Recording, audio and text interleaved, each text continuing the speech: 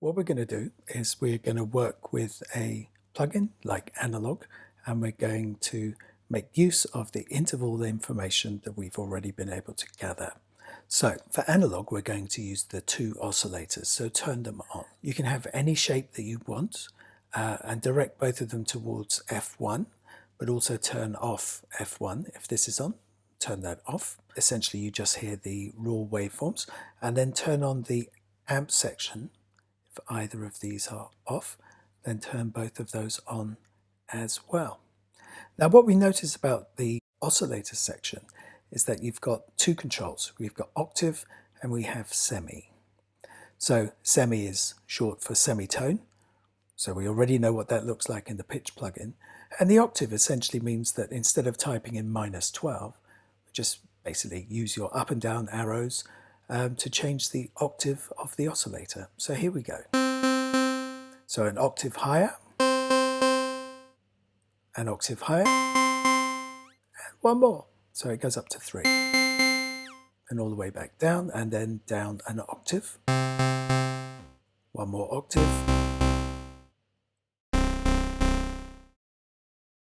Let's first of all see what it's like if we make the semitone 12.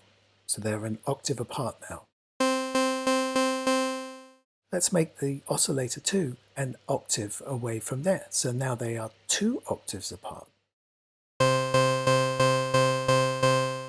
Double-clicking the control will always return you back to the default setting of 0. So let's change oscillator 2 to 7 so that it's a fifth above oscillator 1. That is the sound of the fifth when you hear both notes played together. This is called an harmonic interval,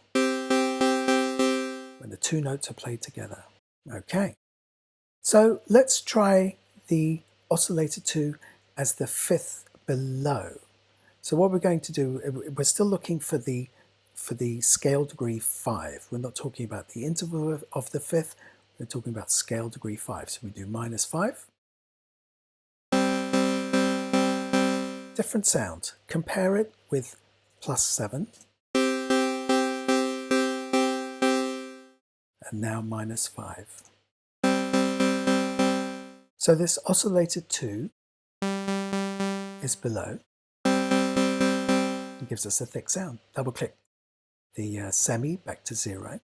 Fantastic. So we've got that. So let's try oscillator 1 as a fourth above, which means we use the number 5.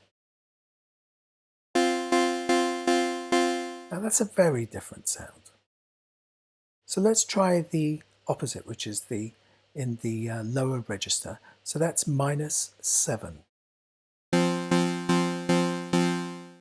Now because this is 7 and this one here is 0, the cumulative effect of the two together is the sound of a fifth. But with oscillator 1 now being the root note. So -7 up to 0 is the sound of a fifth. It's the same as having this one at 0 and changing this one to 7. It's the same quality of a fifth.